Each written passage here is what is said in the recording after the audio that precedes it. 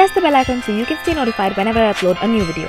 Helen Keller was born on 27 June 1880 in Tuscumbia, a small town in northern Alabama. And in these videos, I walk you through the chapter summaries of The Story of My Life, a novel written by Helen Keller. Now, without further ado, let's get started with chapter 15. The summer and winter following the Frost King incident, Helen spent time with her family in Alabama. She recalls with delight that homegoing.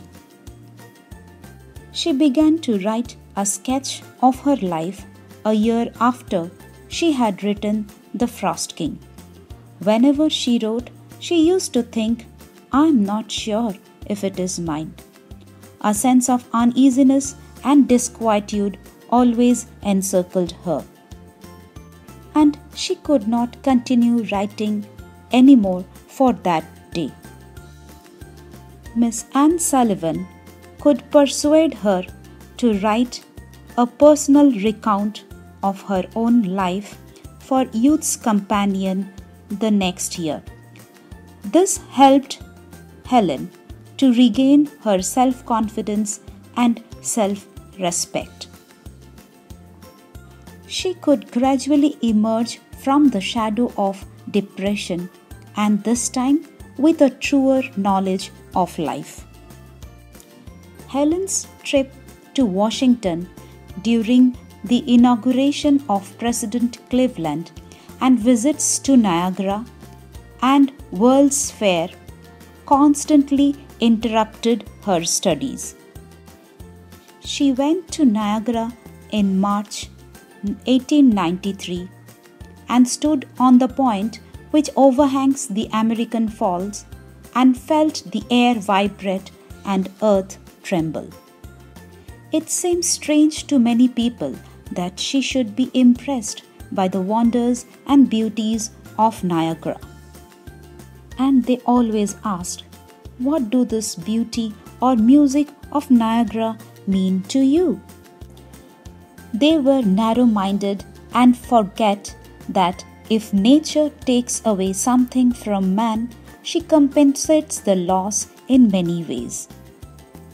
During the summer of 1893, Miss Sullivan and Helen visited the World's Fair with Dr. Alexander Graham Bell. The president of the World's Fair kindly gave her the permission to touch the exhibits and feel like a sort of tangible kaleidoscope. At the World's Fair, the Midway Plaisance, where all the exhibits from different parts of the world were placed.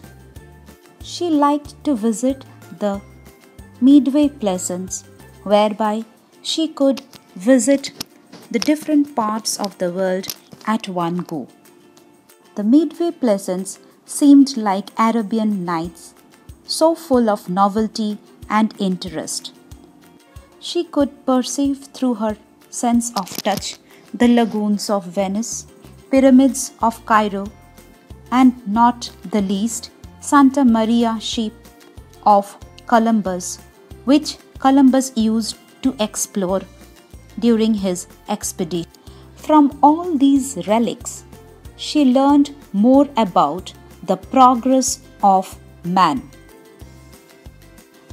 Dr. Graham Bell took Helen everywhere with him and described her the objects of greatest interest from the electrical building, the telephones, the autophones, the phonographs, and other inventions too. So from this chapter, the chapter summary is as follows. She wrote her life sketch for Youth's Companion. She could overcome the shadow of depression from the experience of Frost King, the chief events of 1893, Niagara Fall visit, trip to Washington during the inauguration of President Cleveland. She could feel the Niagara Falls air vibrate and earth tremble. the World's Fair visit with Miss Sullivan and Dr. Graham Bell. She touched the relics and could very well imagine the progress of man. If you like this video, please subscribe and like. And for more such videos, you can click here. Till then, bye.